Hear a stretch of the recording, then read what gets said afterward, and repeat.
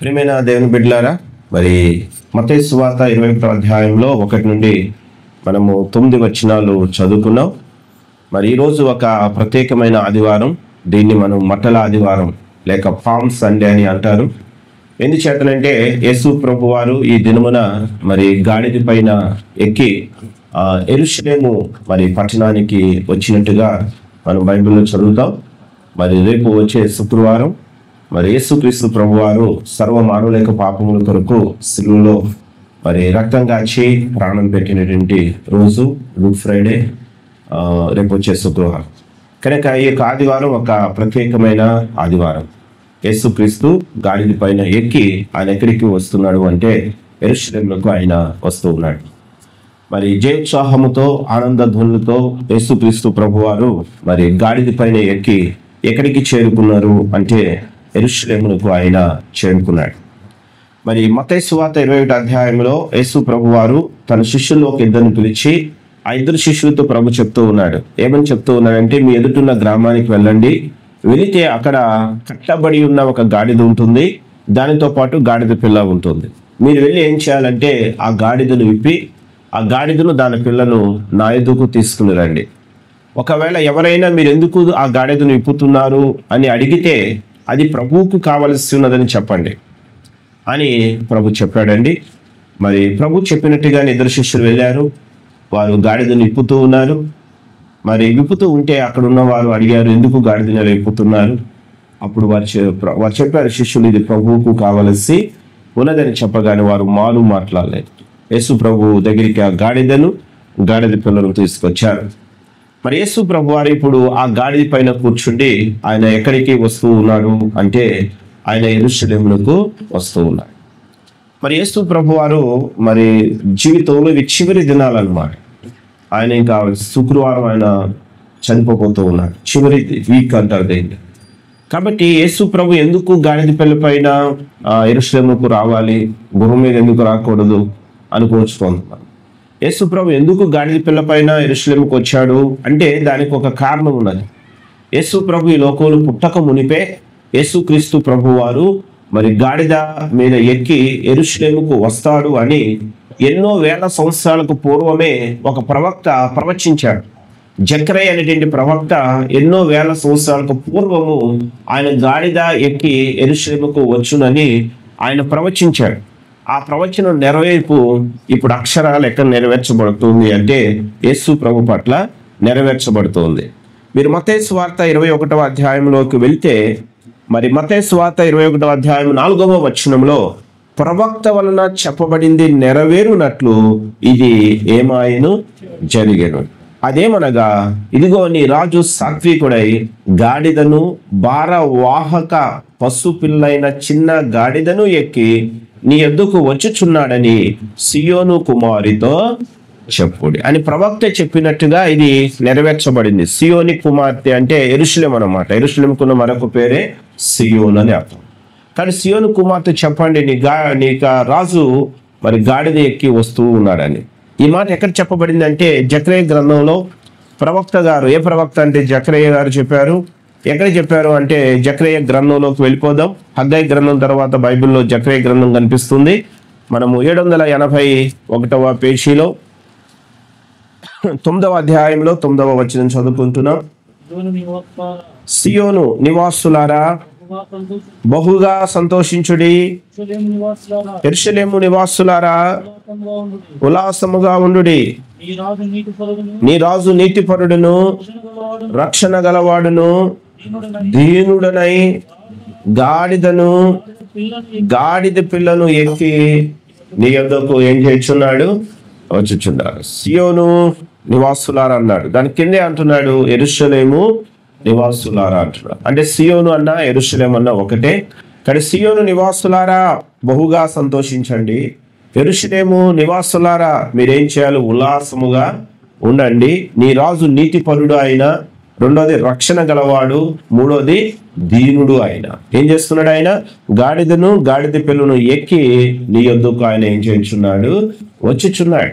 కాబట్టి యెరూషలేములో ఉన్న పట్టణ ప్రజలారా మీరు సంతోషించండి, మీ రాజు నీతిపరుడు రక్షణదారుడు ఆయన గాడిదను గాడిద పిల్లను ఎక్కి మీ యొద్దకు వచ్చుచున్నాడు గనక, ఆయన మీ యొద్దకు వస్తున్నాడు గనక మీరేం చేయాలి, సంతోషించండి అంటున్నాడు.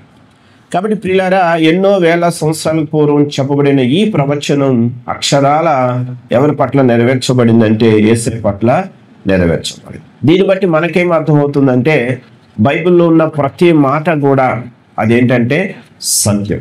బైబిల్లో ఉన్న ప్రతి మాట సత్యం అండి. కానీ దేవుని యొక్క వాక్యాన్ని ఉన్నది ఉన్నట్టుగా మనం ఏం చేయాలంటే నమ్మాలి. మరి బైబిల్లో యేసు ప్రభువు అంటున్నాడు, నీ వాక్యమే సత్యం. ఏది సత్యం? నీ వాక్యమే సత్యం. యోహాను సువార్త 17వ అధ్యాయంలో 17వ వచనంలో యేసు ప్రభువారు మరి ప్రార్థన చేస్తూ ఒక మాట చెప్పారు. ఇక్కడ యోహాను సువార్త 17వ అధ్యాయము 17వ వచనంలో, నీ వాక్యమునందు వారిని ప్రతిష్ఠ చేయము, నీ వాక్యమే సత్యం. చూసారండి, ఇక్కడ 17వ అధ్యాయం 17వ వచనంలో సత్యమందు వారిని ప్రతిష్ఠ చేయము, నీ వాక్యమే సత్యం. కాబట్టి సత్యము అందు వారిని ప్రతిష్ఠ చేయము, నీ వాక్యమే సత్యం అంటున్నాడు. అంటే దేవుని యొక్క వాక్యం ఏంటంటే సత్యం అన్నమాట. దేవుడు అబద్ధం ఆడటకు ఆయన నరుడు కాదు, ఆయన సత్యవంతుడు. ప్రతి మనుష్యుడు అబద్ధికుడగును గాని దేవుడు సత్యవంతుడు కాక తీరడు అంటాడు రోమపత్రిక 3వ అధ్యాయంలో. కాబట్టి దేవుడు సత్యవంతుడు, ఆయన మాటలు కూడా సత్యమే. కాబట్టి దేవుని యొక్క వాక్యాన్ని మనం ఉన్నది ఉన్నట్టుగా నమ్మాలి, వాక్య ప్రకారంగా మనము నడుచుకోవాలి.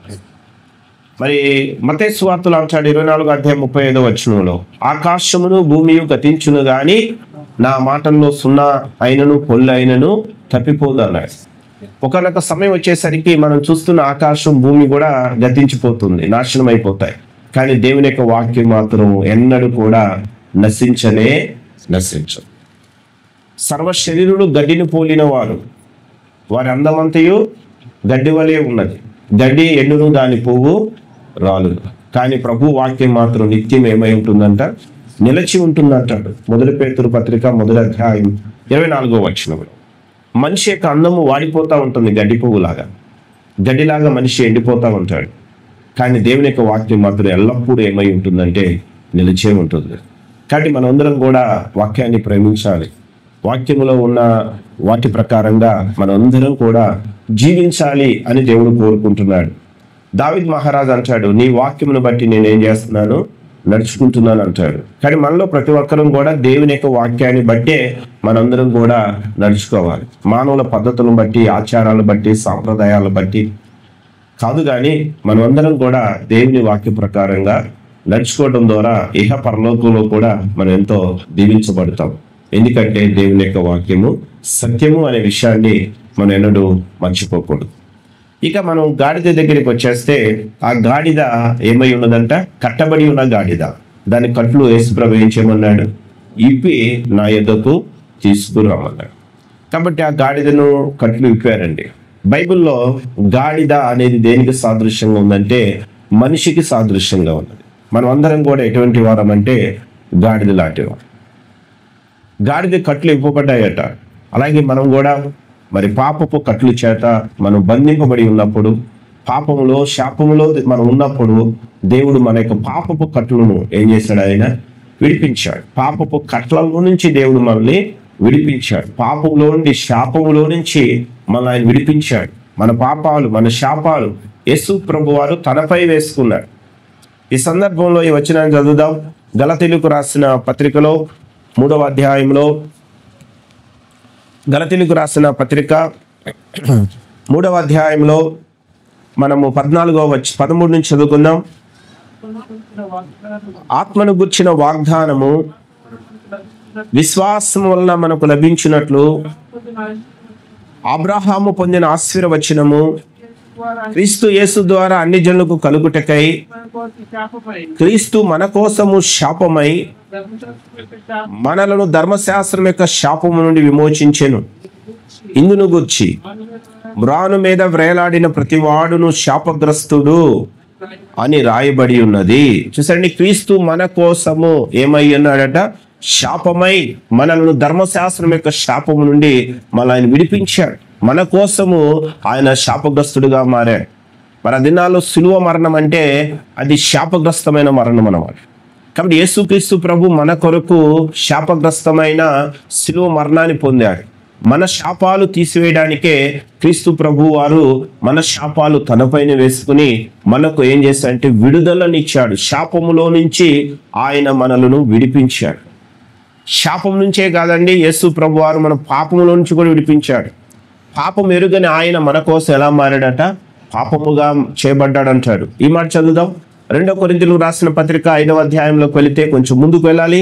2 కొరింథీ 5వ అధ్యాయంలో 21వ వచనంలో, ఎందుకనగా మనము ఆయన యందు దేవుని నీతి అగునట్లు పాపము ఎరగని ఆయనను మన కోసము పాపముగా చేస్తారు. మనము దేవుని నీతి అగునట్లుగా పాపం ఎరుగని ఆ యేసుక్రీస్తు ప్రభువారు మన కొరకు ఎలా చేయబడ్డాడట అండి? పాపముగా చేయబడ్డాడు. అంటే మన పాపములు క్రీస్తు తనపై వేసుకున్నాడు.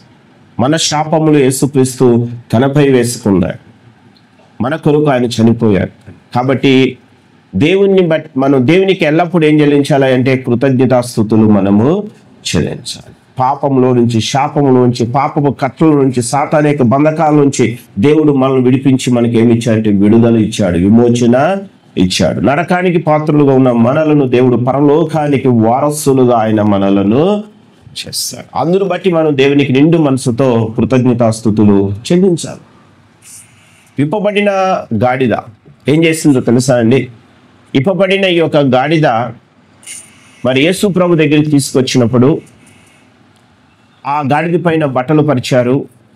ఆ బట్టల పైన అంటే ఆ గాడిద పైన ఎవరు కూర్చున్నారే అంటే యేసు ప్రభు వారు కూర్చున్నారు.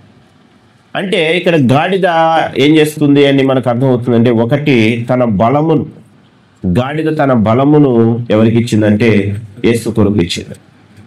రెండోది ఆ గాడిద తన సమయాన్ని కూడా ఎవరి కొరకు ఇచ్చిందయ్యా అంటే యేసు కొరకు ఇచ్చింది. అంటే యేసు ప్రభు వారు ఆ ఒలివల కొండ దగ్గర నుంచి యెరూషలేముకు వెళ్ళినంత వరకు ఈ గాడిద ఎవరితో ఉన్నది అంటే యేసుతో ఉన్నది. అంటే ఆ గాడిద తన సమయాన్ని ఎవరి కొరకు ఇచ్చింది? యేసు కొరకు ఇచ్చింది. ఆ గాడిద పైన యేసయ్య కూర్చున్నాడు. అంటే తన బలమును, గాడిద తన బలాన్ని కూడా ఎవరి కొరకు ఇచ్చిందయ్యా అంటే యేసు కొరకు ఇచ్చిన. కాబట్టి మనమందరం కూడా గాడిద లాంటి వారమే, పాప కట్ల నుంచి మనం విడుదల పొందిన వారమే. మనమందరము కూడా మన ధనమును, మన బలమును, మన సమయమును కూడా ఎవరి కొరకు ఇవ్వాలని దేవుడు కోరుకుంటున్నాడంటే ప్రభు కొరకు మనము ఇవ్వాలని దేవుడు కోరుకుంటున్నాడు. ఇక్కడ మత్తయి సువార్త 21వ అధ్యాయంలో గాడిద పిల్లని మనం చదువుకున్నాం. ఒకవేళ మనం మార్కు సువార్తలోకి వెళ్ళి చదివితే మార్కు సువార్త 11వ అధ్యాయం ఈ యొక్క సంఘటన ప్రియులారా, యేసు ప్రభు వారు గాడిద పైన యెరూషలేముకు వెళ్ళటం అని ఈ సంఘటన మత్తయి సువార్తలో రాశారు, మార్కు సువార్తలో రాశారు, లూకా సువార్తలో రాశారు, అలాగే యోహాను సువార్తలో కూడా రాయబడింది. 4 సువార్తల్లో కూడా ఈ విషయాన్ని రాశారు. ఇక్కడ మనము చదువుకుంటూ వెళ్దాం. యేసు ప్రభు వారు ఇక్కడ గాడిద పిల్ల అని చెప్తాడు. మార్కు సువార్త 11వ అధ్యాయంలో ఆయన గాడిద పిల్ల మీద కూర్చున్నట్టుగా యేసుక్రీస్తు కనిపిస్తుంది. దానికి ముందు 11వ అధ్యాయం మార్కు సువార్త 11వ అధ్యాయంలో మీరు 3వ వచనం, ఎవడైనను మీరెందుకు ఇలాగు చేయుచున్నారని మిమ్మల్ని అడిగిన ఎడల అది ఎవరికి కావలసి ఉన్నది? ప్రభువునకు కావలసి ఉన్నదని చెప్పుడి. తక్షణమే అతడు దాన్ని ఇక్కడికి తోలి పంపునని చెప్పి వారిని ఏం చేశాను? పంపిణీ. ప్రభు నాకు కావలసి ఉన్నది. అవునండి, గాడిద పిల్ల దేవునికి కావలసి ఉన్నది. మనం అందరం కూడా ఎవరికి కావలసిన వారం? దేవునికి కావలసిన. ఆ గాడిద పిల్ల దేవునికి కావలసి ఉన్నది కనుక దాన్ని కట్లు ఇప్పించారు. అలాగే మనం అందరం కూడా ప్రభువుకు కావలసిన వారం కనుక దేవుడు మన పాప కట్ల నుంచి ఏం చేశాడు? విడిపించాడు. మరి గాడిద విడుదల పొందిన తర్వాత ఏం చేసిందయ్యా అంటే 7వ వచనంలో, మార్కు సువార్త 11వ అధ్యాయం 7వ వచనంలో, వారు ఆ గాడిద పిల్లను యేసు వద్దకు తోలుకొని వచ్చి తమ బట్టలు వేయగా ఆయన అనగా యేసు ప్రభు దాని మీద అనగా గాడిద మీద ఏం చేశాను? కూర్చున్నాడు. యేసు ప్రభు వారు గాడిద పిల్లపై కూర్చున్నారు. అంటే యేసుక్రీస్తు యొక్క బరువంతా కూడా ఎవరు మోస్తూ ఉన్నారు? ఇక్కడ గాడిద మోస్తా ఉన్నారు. అంటే గాడిద తన బలమును ఎవరి కొరకు వాడుతుందంటే యేసు కొరకు వాడుతారు. కాబట్టి ప్రియమైన దేవుని బిడ్డలారా, బైబిల్ గ్రంథం ఏం చెప్తా ఉందంటే మనలో ప్రతి ఒక్కరం కూడా మన ధనమును, మన బలమును, మన సమయాన్ని ఎవరి కొరకు ఇవ్వాలి? యేసు కొరకు మనం ఇవ్వాలి. కొంతమంది తమ ధనాన్ని దేవుని కొరకు ఇస్తారు కానీ తమ బలమును తమ సమయాన్ని దేవుని కొరకు ఇవ్వరు. మరికొంతమంది బలాన్ని ఇస్తారు కానీ వారి సమయాన్ని ధనాన్ని దేవుని కొరకు ఇవ్వరు. మరికొంతమంది ధనాన్ని ఇస్తారు బలాన్ని ఇస్తారు కానీ సమయాన్ని మాత్రం దేవుని కొరకు వాడరు. కానీ బైబిల్ ఏం చెప్తుందంటే మన ధనము మన బలము మన సమయం కూడా ఎవరి కొరకు ఇవ్వాలి అంటే దేవుని కొరకు మనము ఇవ్వాలి. లూకా సువార్తలో మనందరూ తెలుసు 6వ అధ్యాయం 38వ వచనంలో అంటాడు, ఇయుడి అప్పుడు మీకు ఇవ్వబడును అంటాడు. మన దేవునికి ఇచ్చుట ద్వారా మనం అనేక రెట్లుగా ఏమవుతామంటే దీవించబడతాం. దేవుడు ఎందుకు ఇమ్మని అడుగుతున్నాడు మన ధనాన్ని అంటే దేవునికి ఏదో తక్కువే కాదండి. మన హబక్కుకు గ్రంథంలో హగ్గై గ్రంథంలో అంటాడు 2వ అధ్యాయంలో వచనంలో, వెండి నాదే బంగారం నాదే అంటాడు. హగ్గై గ్రంథం 2వ అధ్యాయంలో వచనంలో వెండి నాదే బంగారం నాదే అంటాడు. ఏంటి వెండి ఆయనంట బంగారం ఆయనంట, సమస్తము కూడా ఆయనదే. సమస్తమును ఆయన మూలముగా కలిగి ఉన్నది ఏది ఆయన లేకుండా కలదు. అన్ని ఆయన ద్వారానే మనకు వచ్చినాయి. వచ్చేటప్పుడు ఎవరు కూడా ఏం తీసుకురాలేదు. అందరూ తల్లిదండ్రుల నుంచి దిగంబరులు కానీ ఈ లోకానికి వచ్చారు. మనం కలిగి ఉన్నవన్నీ దేవుడు ఇచ్చాడు. మనకున్న ధనము కూడా దేవుడు ఇచ్చాడు. ఇచ్చిన దేవుడు ఎందుకు అడుగుతున్నాడంటే మనల్ని ఏం చేయడం కొరకు, దీవించడం కొరకేమని అడుగుతున్నాడు. కానీ మనం దీవించబడాలి అంటే తప్పకుండా దేవుడు మనకిస్తున్న ధనములో కొంత ఎవరి కొరకు మనం ఇవ్వాలి అంటే దేవుని కొరకు మనము ఇవ్వాలి. పుచ్చుకునుట కంటే ఇచ్చుట ధన్యం అంటాడు అపొస్తలుల కార్యాలు 20వ అధ్యాయం 35వ వచనం. పుచ్చుకోవడం గొప్ప సంగతి కాదంట అండి. ఏది గొప్ప సంగతి? ఇవ్వటం అనేది చాలా గొప్ప సంగతి. కానీ మనం ఎందుకు దేవుడు ఇమ్మని అడుగుతున్నాడంటే మనల్ని దీవించడం కొరకు యేసయ్య మనల్ని ఏమేం చేయమంటున్నాడు, ఇమ్మని అడుగుతూ ఉన్నాడు. కనుక దేవుడు మనకిచ్చిన దాంట్లో తప్పకుండా కొంత మనం దేవుని కొరకు ఇచ్చి మనం దేవుణ్ణి ఏం చేయాలంటే ఘనపరచాలి. బైబిల్లో దేవుడిని ఎన్ని రీతిగా ఘనపరచవచ్చో రాశాడండి. వాటిలో ఒకటి ఏంటి అంటే మన ధనమును దేవునికి ఇచ్చి దేవుని మనం ఏం చేయవచ్చు అంటే ఘనపరచవచ్చు అని రాశాడు. ఈ సందర్భంలో ఈ వచనం చదువుదాం. సామెతల గ్రంథం 3వ అధ్యాయంలోకి వెళ్ళిపోతే సామెతల గ్రంథం 3వ అధ్యాయంలో మనము 9వ వచనంలో ఇలా రాస్తున్నది, నీ రాబడి అంతటిలో ప్రథమ ఫలమును నీ ఆస్తిలో భాగమునిచ్చి యెహోవాను నువ్వేం చేయము, ఘనపరచుము. అప్పుడు నీ కొట్లలో ధాన్యము సమృద్ధిగా ఉండును.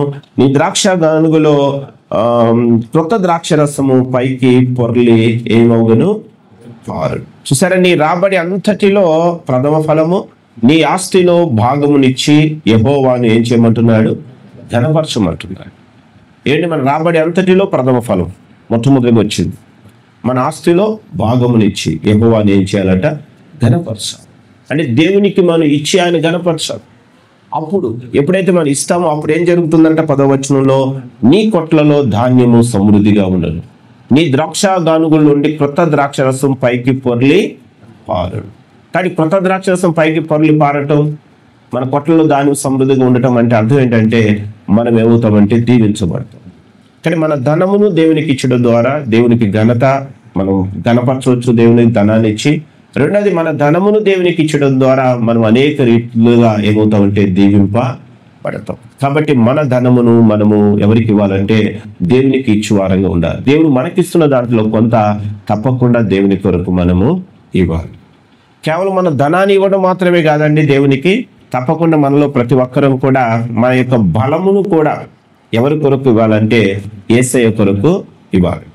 బైబిల్లో ఒక వచనం ఇలా చెప్తుంది, చదువుదాం. లూకా రాసిన సువార్త 8వ అధ్యాయంలోనికి వెళ్ళిపోతే లూకా సువార్త 8వ అధ్యాయంలో మనము 2వ వచనాన్ని చదువుకుందాం. 12 మంది శిష్యులను అపవిత్రాత్మలను వ్యాధులను పోగొట్టబడిన కొందరు స్త్రీలను అనగా 7 దయ్యములను వదిలిపోయిన మగ్దలేనే అనబడిన మరియయు, హేరోదు యొక్క గృహ నిర్వాహకుడు కూజా భార్య యోహన్నాయు, సుసన్నాయు ఆయనతో కూడా ఉండిరి. వీరును ఇతరులు అనేకులను తమకు కలిగిన ఆస్తితో వారికి ఉపచారము చేయొచ్చు వచ్చింది. ఇక్కడ కొంతమంది పేర్లు రాశారండి. లూకా సువార్తలో 8వ అధ్యాయంలో మీరు 2-3 వచనాలు చదివితే కొంతమంది పేర్లు రాయబడ్డాయి. ఒకటి మగ్దలేని మరియా, తర్వాత యోహన్నాయు, సుసన్నాయు. వీరే కాకుండా మరి కొంతమంది ఏం చేశారంటే తమకు కలిగిన ఆస్తులు వారికి అనగా యేసు ప్రభుకి తన శిష్యులకు వారు ఏం చేశారంటే ఉపచారము చేస్తారు, అంటే పరిచర్య చేస్తారు. అంటే ఇక్కడ ఉన్నవారు తమకు కలిగిన ఆస్తితో ఉపచారం చేశారంటే తమ ధనమును దేవునికి ఇచ్చారు. ధనముతో పాటుగా వారు తమ బలాన్ని కూడా ఎవరి కొరకు ఇచ్చారయ్యా అంటే యేసు కొరకు ఇచ్చారు. ఉపచారం చేయడం అంటే పరిచర్య చేయటం. పరిచర్య చేసేటప్పుడు మనం ఏం చేయాలి? మన బలాన్ని వాడాలి. కాబట్టి వారు తమ బలాన్ని కూడా ఎవరి కొరకు ఇచ్చారయ్యా అంటే యేసు కొరకు ఇచ్చారు. కాబట్టి మనలో ప్రతి ఒక్కరం కూడా మన బలమును దేవుని కొరకు వాడాలి. మన దేహములో ఉన్న ప్రతి అవయములో ఏముంటుందంటే బలం అనేది ఉంటుంది. ఆ బలమును వాడి మనం దేవుని పనులు చేయాలి. కేవలం మన పనులే కాదు చేసుకోవటం, మన బలమును వాడి దేవుడు మనకిస్తున్న బలమును వాడి తప్పకుండా మనం ఎవరి పనులు చేయాలి అంటే దేవుని పనులు చేయాలి. అంతేగాని మన బలమును వాడి మనము పాపము చేయకూడదు. చాలామంది దినాల్లో దేవుడు వారికి ఇచ్చిన బలమును వాడి ఏం చేస్తూ ఉన్నారంటే పాపం చేస్తూ ఉన్నారు. దేవుడు మనకు బలాన్ని ఇచ్చింది పాపం కొరకు కాదండి, దేవుని కొరకు వాడడానికి. అందుకే బైబిల్లో ఒక తల్లి తన కుమారుడికి ఒక బోధ చేస్తుంది. ఏమని బోధిస్తుంది అంటే ఒక తల్లి తన కుమారుడితో అంటుంది ఏమని? సామెతల గ్రంథంలోకి వెళ్ళి చదువుదాం. సామెతల గ్రంథం 31వ అధ్యాయంలో, సామెతల గ్రంథం 31వ అధ్యాయంలో మనము 2వ వచనాన్ని చదువుతూ ఉన్నాం. సామెతలు 31వ అధ్యాయం 2వ వచనంలో సరే మొదటి వచనం చదివేసేయండి. రాజైన లెమూయేలు మాటలు అతని తల్లి అతనికి ఉపదేశించిన దేవోక్తి. లెమూయేలు అనేటువంటి రాజు గారికి అతని తల్లి ఉపదేశిస్తుందంట. ఏమని ఉపదేశిస్తుందంటే, నా కుమారుడా నేనేమందును, నేను కన్న కుమారుడా నేనేమందును, నా మృక్కి కలిగిన కుమారుడా నేనేమందును, నీ బలమును స్త్రీలకు ఇయ్యకము, రాజులను నశింపజేసే స్త్రీలతో నువ్వేం చేయకము, సహవాసము చేయకము. ఒక తల్లి తన కుమారుడికి బోధిస్తున్న ఉపదేశం అనేది రాజైన లెమూయేలుకి అతని తల్లి ఉపదేశిస్తూ ఉంది. ఏమనంటే, నీ బలమును ఎవరికి ఇవ్వద్దు, స్త్రీలకు ఇవ్వవద్దు, రాజును నశింపజేసే స్త్రీలతో నువ్వేం చేయవద్దు, సహవాసము చేయవద్దు. అంటే నీ బలమును వాడి నువ్వు పాపం చేయవద్దు అంటున్నాడు. బైబిల్లో సంసోను అని ఒక బలాఢ్యుడు ఉంటాడు. సంసోను బహు బలాఢ్యుడండి. ఎంత బలాఢ్యుడు అంటే ఒక సింహాన్ని మేకపిల్లని చీల్చినట్టుగా చీల్చేశాడు ఆయన. అంత బలాఢ్యుడు సంసోను. దేవుడు ఆయనకి మహాబలమునిచ్చాడట.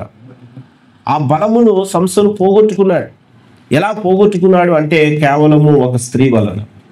దెలీలా అనేటువంటి ఒక స్త్రీ యొక్క యమోహములు తాను పడిపోయి చివరికి తన బలం యొక్క రహస్యాన్ని ఆమెకి చెప్పేసి చివరికి సంసోను ఎలా మారిపోయాడంటే బలాన్ని అంతటిని పోగొట్టుకొని బలహీనుడుగా మారిపోయాడు. తన బలాన్ని పోగొట్టుకున్నాడు సంసోను. మహాబలాంచుడు చివరికి ఏమైపోయాడంటే గుడ్డివాడైపోయాడు. తిరుగుడు రాయి విసిరే పరిస్థితికి వెళ్ళిపోయాడు. ఈ విషయం న్యాయాధిపతుల గ్రంథం 16వ అధ్యాయం చదివితే అక్కడ కనిపిస్తుంది. బలాన్ని పోగొట్టుకున్నాడు పాపం చేయడం. ఈ దినాల్లో కూడా చాలా మంది వారు పాపాలు చేయడం ద్వారా దేవుడు వారికి ఇచ్చిన బలమును పోగొట్టుకుంటున్నారు. జారత్వము, వ్యభిచారాలు చేసి చివరికి ఎయిడ్స్ రోగాలు తెచ్చుకొని వారు బలాన్ని పోగొట్టుకుంటున్నారు. విపరీతమైన పాపాలు చేసి వారు ఆరోగ్యాలు పాడు చేసుకుని బలాన్ని పోగొట్టుకుంటున్నారు. దేవుడు మనకు బలం ఇచ్చింది పాపం చేయడం కొరకు కాదు. దేవుడు మనకిచ్చిన బలమును వాడి మనం ఏం చేయాలంటే దేవుని పనులు చేయాలి. ఈ సందర్భంలో ఒక యవనస్తుని గురించి ఎలా రాయబడింది బైబిల్లో చదువుదాం. సామెతల గ్రంథం 5వ అధ్యాయంలోకి వెళితే సామెతల గ్రంథం 5వ అధ్యాయంలో 7వ వచనం, కుమారులారా, సామెతలు 5వ అధ్యాయం 7వ వచనంలో, కుమారులారా నా మాట ఆలకింపుడి, నేను చెప్పు ఉపదేశము నుండి మీరు ఏం చేయకండి, తొలగకుడి. కుమారులారా అని చోట కుమార్తెలు కూడా పెట్టుకోవాలి. కాబట్టి మీరు నా మాట వినండి, నేను చెప్పే ఉపదేశం నుంచి మీరు ఏం కాకండి, తొలగిపోకండి. జార స్త్రీ ఉండు ఛాయకి పోక నీ మార్గమును దానికి నువ్వేం చేయాలి, దూరముగా చేసుకో. దాని ఇంటి వాకిటి దగ్గరికి వెళ్ళకము, వెళ్ళినడలా పొరులకు నీ యవన బలమును, వెళ్ళితే ఇతరులకు నీ యవన బలమును, క్రూరులకు నీ జీవిత కాలమును నువ్వేం చేయాల్సి వస్తుంది, ఇచ్చివేయవలసి వస్తుంది. ఇచ్చివేతు. నీ ఆస్తి వలన పరులు తృప్తి పొందుదురు, నీ కష్టార్జితం అన్యుల ఇల్లు చేరును. తుదకు నీ మాంసము నీ శరీరము క్షీణించినప్పుడు, అయ్యో ఉపదేశమును నేను ఎట్లు త్రోసివేసి తిని, నా హృదయము గద్దింపు నెట్లు తునీకరించెను, నా బోధకుల మాట నేను వినకపోతిని, నా ఉపదేశకులకు నేను చెవియొగ్గలేదు, నేను సమాజ సంఘముల మధ్య ఉండినను ప్రతి విధమైన దౌష్ట్యమునకు లోబడుటకు కొంచెమే ఎడమాయనను నువ్వు చెప్పుకొనుచు ఏం చేయాల్సి వస్తుందంట, మూలుగుచూ ఉంటావు. అందుకే జారశ్రేయుడి ఛాయకు నువ్వు పోవద్దు, దాని మార్గాలకు వెళ్ళొద్దు, దాని ఇంటికి వెళ్ళొద్దు, నీ కాలు అక్కడి నుంచి దూరంగా తీసేసుకో. ఒకవేళ వెళితే నీ యవ్వన బలాన్ని పోగొట్టుకుంటావు, నీ యొక్క కష్టాజీతాన్ని ఏం చేస్తావు, వ్యర్థ పరిచేసుకుంటావు, కనుక నువ్వు దూరంగా ఉండు అని చెప్పి ఇక్కడ మరి యవనస్తులకి సొలొమోను మహారాజు ఉపదేశిస్తూ ఉన్నారు. మరి ఈ దినాల్లో కూడా చాలా మంది పాపం చేయడం ద్వారా తమ బలాన్ని పోగొట్టుకుంటున్నారు. రక్షణ పొందిన మనమందరం రక్షణ పొందక ముందు దేవుడు మనకిచ్చిన బలమును వాడి ఎన్నో పాపాలు చేస్తాం, కానీ దేవుడు మనం రక్షించాడు. దేవునికి స్తోత్రం. రక్షించబడ్డ మనము ఇంకా పాపానికి దూరంగా ఉండాలి. మన అవయవాలు ఉన్న ప్రతి బలమును దేవుని కొరకే మనం వాడాలి, దేవుని పని కొరకు వాడాలి. రోమపత్రికలు అంటాడు, మీ అవయవాలను దుర్నీతి సాధనాలుగా వాడకండి అంటాడు. దేనికి సాధనాలుగా వాడకూడదు అంటండి? దుర్నీతి సాధనాలు. అవయవాలు అంటే శరీర భాగాలు. కానీ మన శరీరంలో ఉన్న ప్రతి అవయవాన్ని దుర్నీతి సాధనాలుగా అంటే చెడుకు ఆయుధాలుగా వాడకూడదట. మరి ఎలా వాడాలంటాడంటే నీతికి సాధనాలుగా మీరేం చేయాలి, వాడండి అన్నాడు. అంటే మన దేహంలో ఉన్న ప్రతి అవయవాన్ని వాడి మంచి పనులు చేయాలి, దేవుని పనులు మనము చేయాలి. మన బలము ద్వారా కూడా దేవునికి మనం ఏం చేయాలంటే మహిమ తీసుకొని రావాలి. మరి మన బలముని ఎందు కొరకు వాడతాను, వేటి కొరకు వాడతాను, దేని కొరకు వాడతాను అనేది మనలో ప్రతి ఒక్కరు కూడా ఎవరికి వారుగా పరిశీలన చేసుకోవాలి. మన బలమును దేవుని కొరకు వాడమని బైబిల్ చెప్తా ఉంది. బైబిల్లో పౌలు అనే ఒక భక్తుడు ఉన్నాడండి. అతడు పౌలుగా మారకముందు ఆయన సౌలు అన్నమాట.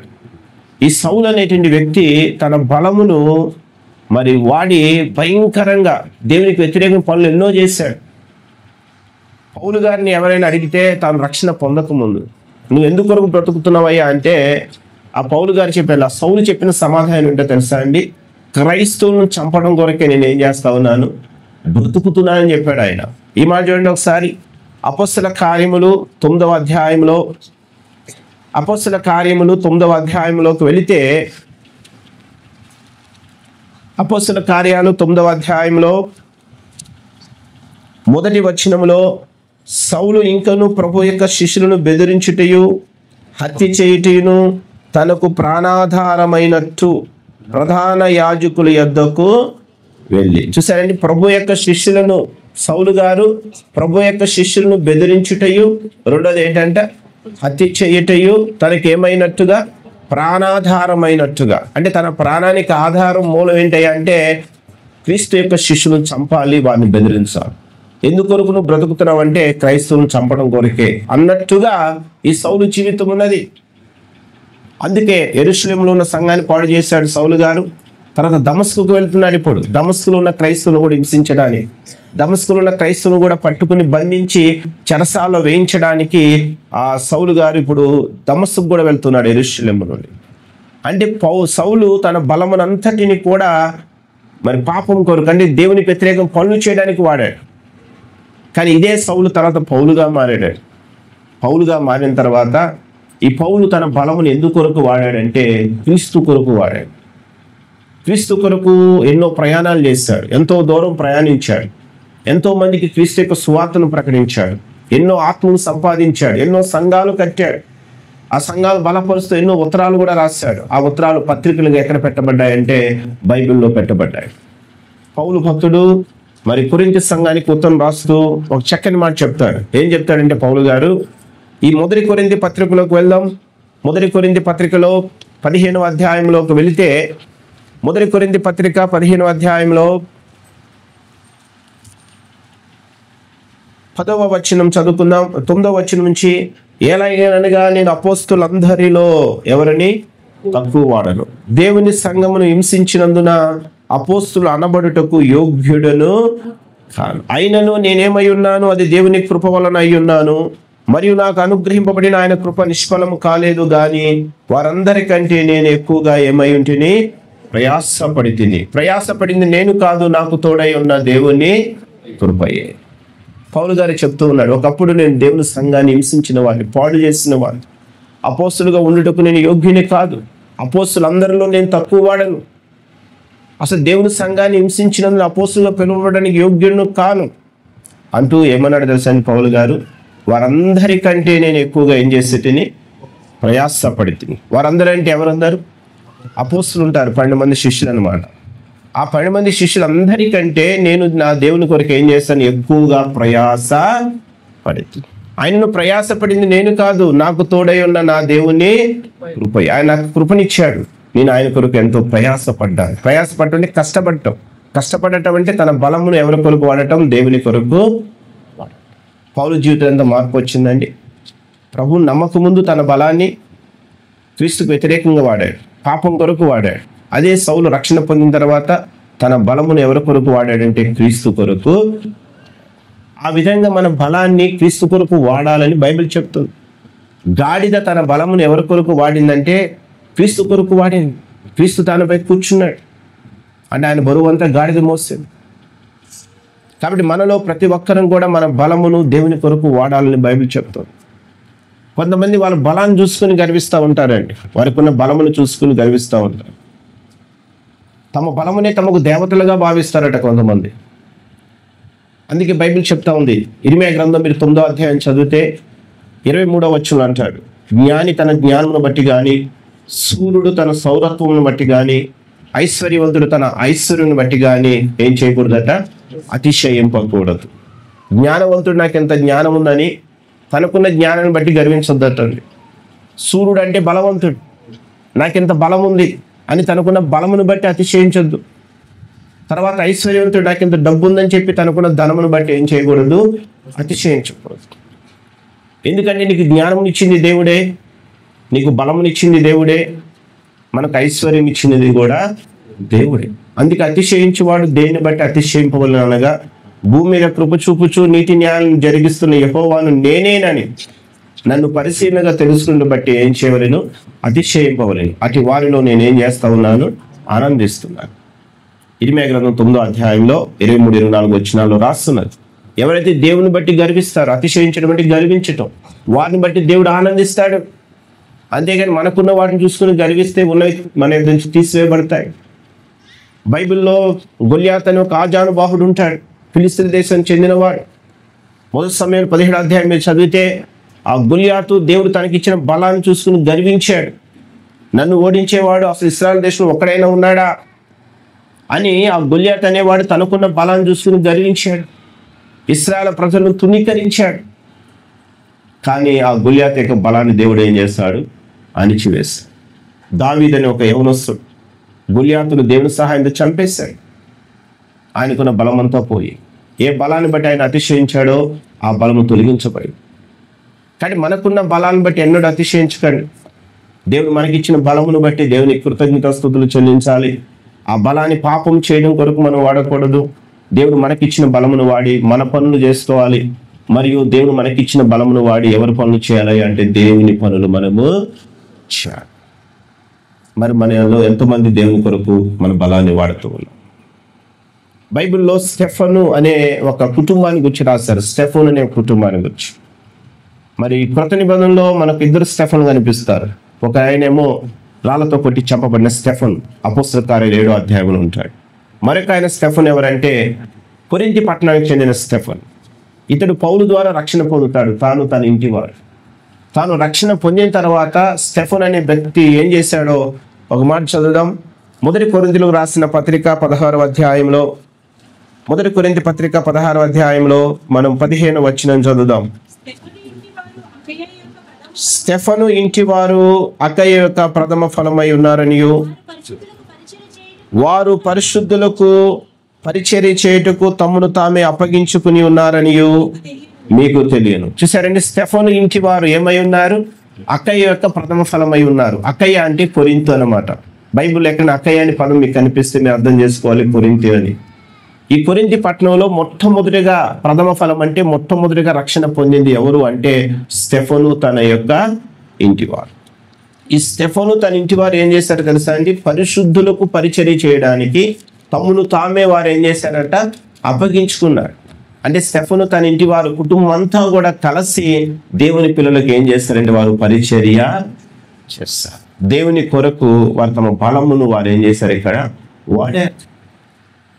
కాబట్టి బైబిల్ చెప్తా ఉంది, బలాన్ని బట్టి గర్వించకండి, మనకున్న బలం వాడి పాపము చేయకండి. కానీ మన బలమును వాడి మనం ఏం చేయాలంటే దేవుని పనులు మనము చేయాలి, పరిశుద్ధులకు పరిచర్య మనము చేయాలి. దేవుని నామంలో మనం ఏ చిన్న పని చేసినా దేవుడు దాన్ని మర్చిపోవడానికి అన్యాయస్తుడు కాదండి. దేవుని కొరకు నువ్వు వాడిన బలానికి తప్పక దేవుడు ఏమిస్తాడు? ప్రతిఫలాన్ని ఇస్తాడు. ఆ మాట హెబ్రీ పత్రికలో చదువుదాం.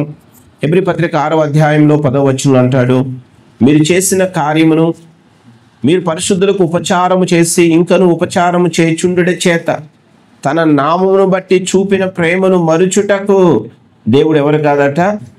అన్యాయస్తుడు. మీరు చూపిన ప్రేమను,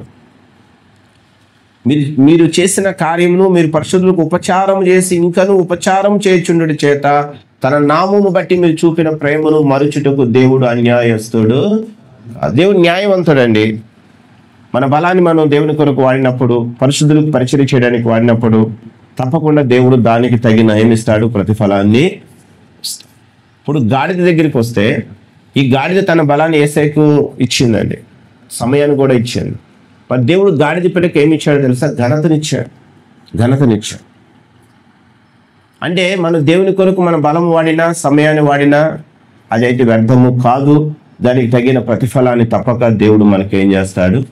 అనుగ్రహిస్తాడు. ఏ విధంగా దేవుడు ఘనత ఇచ్చాడు గాడిదకు అంటే మనం ముందుకు వెళ్తే చదువుతాం.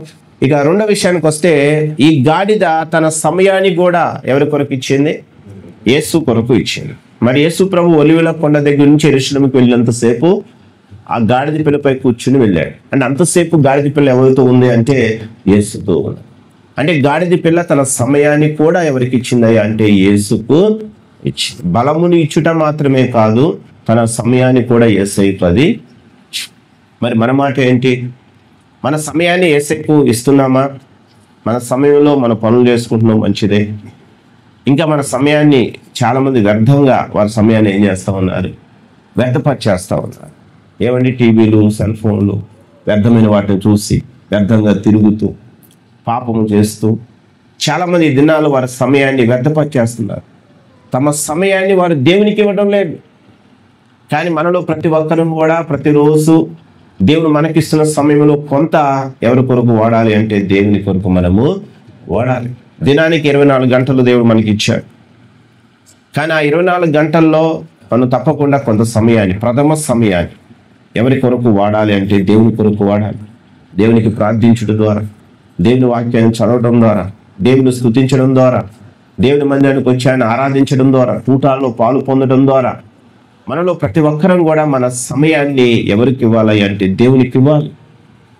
దేవుడు మనందరి నుంచి ఏం కోరుకుంటున్నాడు తెలుసా అండి? మనలో ప్రతి ఒక్కరూ కూడా కొంత సమయం ఎవరితో మనం గడపాలి?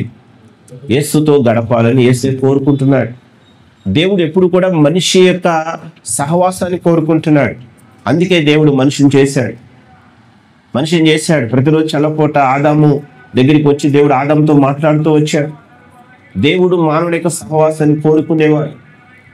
దేవుడు మనందరినీ పుట్టించాడు. ఎందుకంటే మనము ఆయనతో ఏం చేయడానికి? సహవాసం చేయాలి.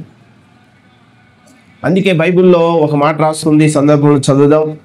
1 కొరింథీయులకు రాసిన పత్రికలో 7వ అధ్యాయంలో, 1 కొరింథీ పత్రిక 7వ అధ్యాయంలో మనము 24వ వచనం చదువుతున్నాం. సహోదరులారా, ప్రతి మనుష్యుడు ఏ స్థితిలో పిలువబడునో ఆ స్థితిలోనే దేవునితో ఏం చేయాలి? సహవాసము కలిగి ఉండవలెను.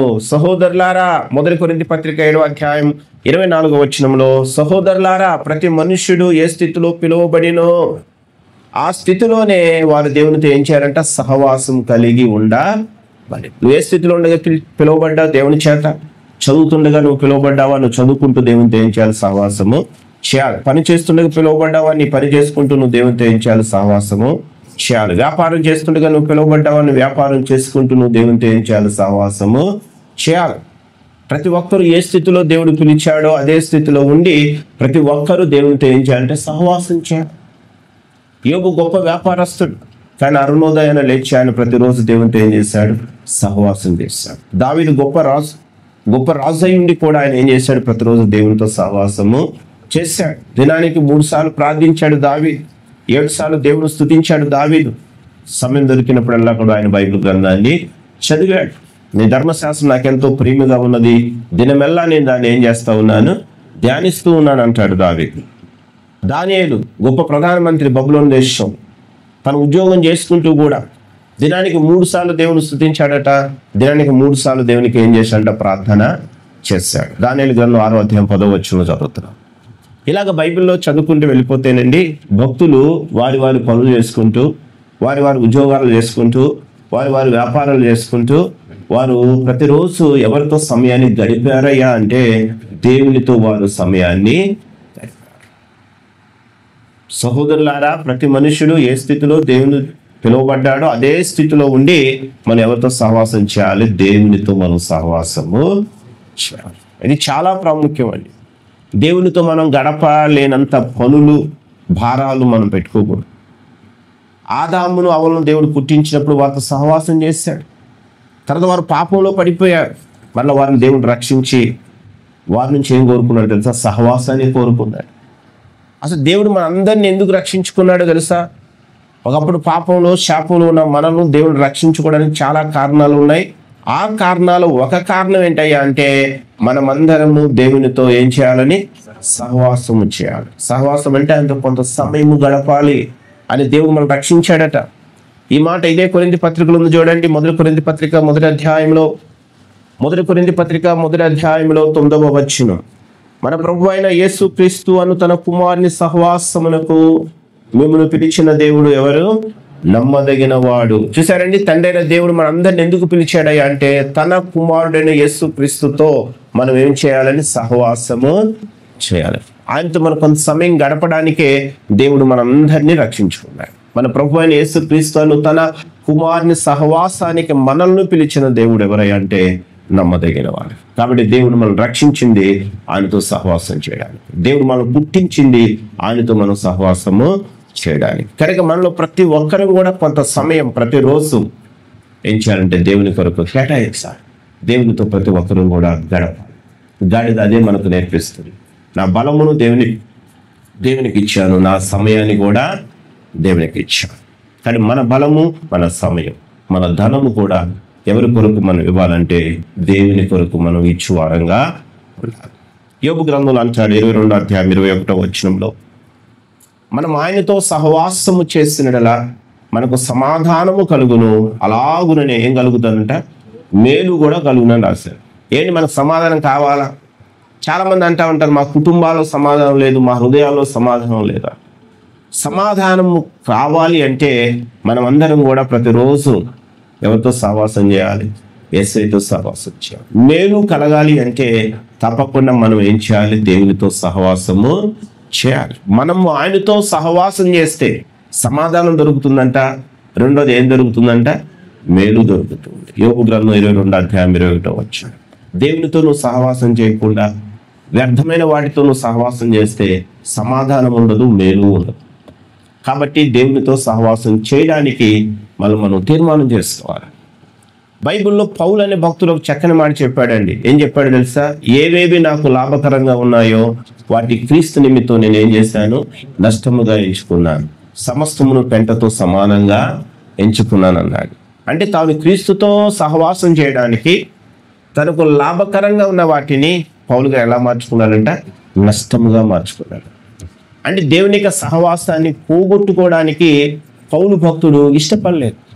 దేవునితో తాను సహవాసం చేయడానికే పౌలు ఇష్టపడ్డాడు. దావీదు మహారాజు గారు కూడా దేవుని యొక్క వరం అడిగాడట. కీర్తన 27వ కీర్తన 4వ వచనం అంటాడు, నేను యెహోవా యొద్ద ఒక వరమును అడిగి తిని దాన్ని నేను వెదకుచూ ఉన్నాను. యెహోవా ప్రసన్నతను చూచుటకును ఆయన ఆలయములో నేను ధ్యానించుటకును నా జీవిత కాలం అంతయు నేను యెహోవా మందిరములో నివసింపగోరుచున్నాను. ఎంత మంచి కోరిక అండి దావీదు గారి కోరిక. ఎక్కడ ఉండడానికి ఇష్టపడుతున్నాడంట? ఆయన దేవుని మందిరం నివసించడానికి ఇష్టపడుతున్నాడంట. ఆయన ప్రసన్నతను చూడాలి, ఆయన ఆలయంలో ఆయన నేను ధ్యానించాలి. అందుకే నా జీవిత కాలం అంతా ఆయనతో ఉండడానికి ఇష్టపడుతున్నాను అన్నాడు. కాబట్టి నిజమైన భక్తులు ప్రియులారా ఎవరితో ఉండడానికి ఇష్టపడ్డారో తెలుసా అండి? దేవునితో వారు ఉండడానికి ఇష్టపడ్డారు. నిజంగానండి మనం రక్షణ పొందితే మనం లోకానికి వేరుగా క్రీస్తుకు దగ్గరగా ఉంటాం. బైబిల్ గ్రంథంలో మీరు చదివితే రక్షణ పొందిన ప్రతి ఒక్కరు కూడా ఎవరితో ఉండడానికి ఇష్టపడ్డారో తెలుసా? యేసుతో ఉండడానికి వారు ఇష్టపడ్డారు. మార్కు సువార్త 5వ అధ్యాయం మనందరికీ తెలుసు. అక్కడ సేనాదయం పట్టిన వాడు ఉంటాడు. యేసు ప్రభు ఆ వ్యక్తిని దయ్యాల నుంచి విడిపిస్తాడు. విడిపించిన తర్వాత ఆ మనుషుడు బాగుపడ్డ తర్వాత ఏం చేశాడు తెలుసా? యేసు ప్రభువా, నేను నీతోనూ ఉంటాను, నన్ను కూడా నీతో పాటు ఏం చేయాలి? తీసుకుని వెళ్ళిపోమన్నాడు. ఆ ఊరి వారందరూ కూడా యేసు ప్రభువుని తన శిష్యుని వెళ్ళిపోమన్నారు ఆ గెరాసేన దేశం నుండి. ఎందుకంటే ఆ మనుషులున్న దయ్యాలకు యేసు ప్రభు ఆజ్ఞాపించాడు, పందులోకి వెళ్ళమన్నాడు. ఆ దయ్యాలన్నీ పందులోకి వెళ్ళిపోయినాయి. పందులు ఊపిరాడక చనిపోయినాయి సముద్రంలో పడి. ఊరి ప్రజలు ఇది చూశారు. యేసు ప్రభువా, నువ్వు వచ్చావు, మా పందులన్నీ ఏమైపోయినాయి? చనిపోయాయి. నువ్వు మా ఊరు విడిచిపెట్టి వెళ్ళిపోమన్నాడు. అప్పుడు యేసు ప్రభు వారు ఆ ప్రాంతాన్ని విడిచిపెట్టి వెళ్ళిపోతూ ఉంటే దయ్యాల నుంచి విడుదల పొందిన ఆ మనుష్యుడు ఏమన్నాడు తెలుసా అండి? ఒక వచనం చదువుదాం. మార్కు సువార్త 5వ అధ్యాయంలో, మార్కు సువార్త 5వ అధ్యాయంలోకి వెళ్తే ఆ మనుషుడు అంటున్న మాట 17వ వచనం. తమ ప్రాంతములు విడిచి పొమ్మని వారు ఆయనను ఏం చేశారు? బ్రతిమాలు కొనసాగిరి. ఆయన ధోని ఎక్కినప్పుడు దయ్యములు పట్టినవాడు, చూసారా, ఆయన ధోని ఎక్కినప్పుడు దయ్యములు పట్టినవాడు ఆయన యొద్ద తను ఉండనిమ్మని ఆయన ఏం చేశాను? బ్రతిమాలు కొనేను. దయాలోంచి విడుదల పొందినవాడు, ప్రభువా నేను నీతోనే ఉంటాను, నన్ను కూడా నీతో పాటు తీసుకెళ్ళిపోని బ్రతిమాలుకున్నాడట. క్రీస్తుని నమ్మక ముందు ఆయన ఎక్కడున్నాడు? దయాలు పట్టినవాడు క్రీస్తుని నమ్మక ముందు ఎక్కడున్నాడు? మీరు 3వ వచనం చదివితే, వాడు సమాధుల్లో వాసం చేసేటివాడు, సంఖ్యలతోనూ ఎవడును వానిని ఏం చేయలేకపోయిను, బంధింపలేకపోయి. పలుమార్లు వాని కాళ్ళకు చేతులకు సంఖ్యలు వేసి బంధించినను వాడు ఆ చేతి సంఖ్యలు తెంపి కాళ్ళ సంఖ్యలు తుత్తునీలుగా చేసిన గనక ఎవడును వాడిని సాధుపరచలేకపోయి. వాడు ఎల్లప్పుడూ రాత్రి పగలు సమాధుల్లోనూ కొండల్లోనూ కేకలు వేయచ్చు తన్ను తాను రాళ్లతో ఏం చేయించుకున్నాను? గాయపరుచుకునిచుండెను. ఎల్లప్పుడూ రాత్రి పగళ్ళు సమాధుల్లో కేకలు వేస్తూ రాళ్లతో తాను గాయపరుచుకుంటూ ఉన్నాడు. సమాధుల్లో నివసించిన వాడు ఎప్పుడైతే దయాల నుంచి విడుదల పొందాడో, రక్షణ పొందాడో, 5వ అధ్యాయం 18వ వచనం ప్రకారం ఎవరితో ఉండడానికి ఆయన ఇష్టపడ్డాడు? యేసుతో ఉండడానికి ఆయన ఇష్టపడ్డాడు. నిజంగా మనం రక్షణ పొందితే ఎవరితో ఉంటామో తెలుసా అండి? యేసుతో. యేసు ప్రభు వెళ్తా ఉన్నాడు. ఒకసారి ఒక గుడ్డివాడు, దావీదు కుమారుడు నన్ను కరుణించమన్నాడు. యేసు ప్రభు ఆ గుడ్డివాడికి చూపించాడు. వెంటనే ఆ గుడ్డివాడు ఏం చేశాడు తెలుసా? ఆ పాత్ర అక్కడే పాడేసి, అడుక్కునే పాత్ర అక్కడే పాడేసి ఎవరిని వెంబడించాడట? యేసుని వెంబడించాడు. ఇలాగ మనం చెప్పుకుంటూ వెళ్తే నిజంగా ఒక వ్యక్తి రక్షణ పొందితే అతడు ఎవరితో ఉండడానికి ఇష్టపడుతున్నాడయ్యా అంటే యేసుతో తాను ఉండడానికి ఏం చేస్తాడు? ఇష్టపడతాడు. అంటే యేసు కొరకు తన సమయాన్ని ఇస్తాడు. కానీ ఈనాడు చాలామంది చాలా బిజీలో ఉన్నారండి. అంటే దేవునితో కూడా సమయం గడపలేనంత బిజీ ఈనాడు మనిషి కలిగి ఉన్నాడు. చాలా విచారకరమైన విషయం. తమ సమయాన్ని దేవునికి ఇవ్వటం లేదు. కొంతమంది ధనాన్ని ఇచ్చేస్తున్నారు, ఇదిగో దశమ భాగం అంటున్నారు. కానీ వారు దేవునితో ఉండడానికి ఇష్టపడట్లేదు. దేవుని మందిలో పరిచర్య చేయడానికి ఇష్టపడట్లేదు. తమ బలమును వాడి పరిచర్య చేయడానికి ఇష్టపడటం లేదు. కేవలం మన ధనాన్ని ఇవ్వటమే కాదు, మన బలముని ఇవ్వాలి దేవుని కొరకు. మన బలాన్ని ఇవ్వటమే కాదు, మన సమయాన్ని కూడా దేవుని కొరకు మనం ఏం చేయాలి? ఇవ్వాలి. ఈ గాడిద తన బలముని ఇచ్చింది, తన సమయాన్ని ఇచ్చింది. మరి దేవుడు దానికి ఏమి ఇచ్చాడంటే ఘనతను ఇచ్చాడు. గాడిద పిల్లకు యేసయ్య ఘనతను ఇచ్చాడట. ఏంటి ఆ యేసు ప్రభు గాడిద పిల్లకి ఇచ్చిన ఘనత అంటే? చదువుదాం. మార్కు సువార్త 11వ అధ్యాయంలో, మార్కు సువార్త 11వ అధ్యాయంలోకి వెళితే 7వ వచనంలో, వారు ఆ గాడిద పిల్లను యేసు నొద్దకు తోలుకొని వచ్చి తమ బట్టలు దానిపై వేయగా ఆయన దాని మీద ఏం చేశాను? కూర్చుండే. గాడిద పైన ఏం వేశారట అండి? గాడిద పిల్ల పైన బట్టలు వేస్తారు. సర్వసాధారణంగా గాడిద పిల్ల పైన బట్టలు వేస్తారా? పాత బట్టలు వేస్తారు. కానీ ఇక్కడ చాలా మంచి బట్టలు ఏం చేస్తారు? గాడిద పిల్ల పైన వేస్తారు. గాడిద పిల్ల పైన యేసయ్య కూర్చున్నాడు. ఇప్పుడు యేసుప్రభు వెళ్తుంటే ఇంకేం జరుగుతుంది అక్కడ? 8వ వచనంలో, అనేకులు తమ బట్టలు దారి పొడుగున పరిచేయి. కొందరు తమ పొలములలో నరికిన కొమ్మలను కూడా ఏం చేశారట? పరిచేయి. గాడిద వెళుతుంటే గాడిద కింద నడవటం లేదండి. దేని మీద నడుస్తూ ఉంది? గాడిద దేని మీద నడుస్తూ ఉంది? బట్టలపై నడుస్తూ ఉందంట. మరి చెట్ల కొమ్మల పైన ఏం చేస్తూ ఉంది? నడుస్తూ. ఎవరైనా గొప్ప గొప్ప అధికారులు వచ్చినప్పుడు ఏం చేస్తారో తెలుసా? తివాసులు పరుస్తూ ఉంటారు. వాళ్ళు కింద నడవకుండా ఏం చేయడానికి? దాని మీద నడిచేలాగా. ఇప్పుడు గాడిద పిల్ల కింద నడవటం లేదండి. ఎక్కడ నడుస్తూ ఉంది అది? అంటే బట్టల పైన, చెట్ల కొమ్మల పైన నడుస్తారు. ఎంత ఘనత వచ్చిందండి! కారణం ఏంటో తెలుసా? ఆ గాడిద తన బలమును ఎవరికి ఇచ్చింది? యేసుకి ఇచ్చింది. ఆ గాడిద పిల్ల తన సమయాన్ని యేసుకి ఇచ్చింది కనుక యేసు దానికి ఘనతనిచ్చాడు. ఎవరైతే తమ బలమును తమ సమయాన్ని దేవుని కొరకు ఇస్తారో అటు వారికి దేవుడు ఏమిస్తాడో తెలుసా? ఘనతను ఇస్తాడు. ఘనతను ఇస్తాడు. బైబిల్ చెప్తుంది, నన్ను ఘనపరచు వారిని నేనేం చేస్తాను? ఘనపరుస్తాడు. నన్ను తునీకరించేవారు తునీకారం పొందుతారు. దేవుని నువ్వు ఘనపరిస్తే దేవుడు నిన్ను ఘనపరుస్తాడు. దేవుని ఘనపరచడం అంటే ఇదే, నీ బలమును వాడి ఘనపరచటం, నీ సమయాన్ని దేవునికి ఇచ్చి ఆయన ఘనపరచటం, నీ ధనమును దేవునికి ఇచ్చి దేవుని ఘనపరచటం. దేవుని మనం ఘనపరిచినప్పుడు దేవుడు మనం ఘనపరుస్తాడు. దేవుని మనం తునీకరించినప్పుడు, అనగా దేవుని నువ్వు ప్రక్కన పడేస్తే దేవుడు కూడా నేను తీసుకెళ్ళి ఏం చేస్తాడు? ప్రక్కన పడేస్తాడు. కనుక గాడిద పిల్లలో ఉన్నటువంటి ఈ లక్షణాలు మన జీవితాలు మనం కూడా కలిగి దేవుని ఘనపరుద్దాం. తర్వాత యేసుప్రభు యెరూషలేముకు వెళ్తాడు. అక్కడ యేసుప్రభు ఎలా ఉన్నాడు అనేది మనం తర్వాత విందాం. దేవుడి కొద్ది మాటలు మన వినికిడిలో దీవించును గాక.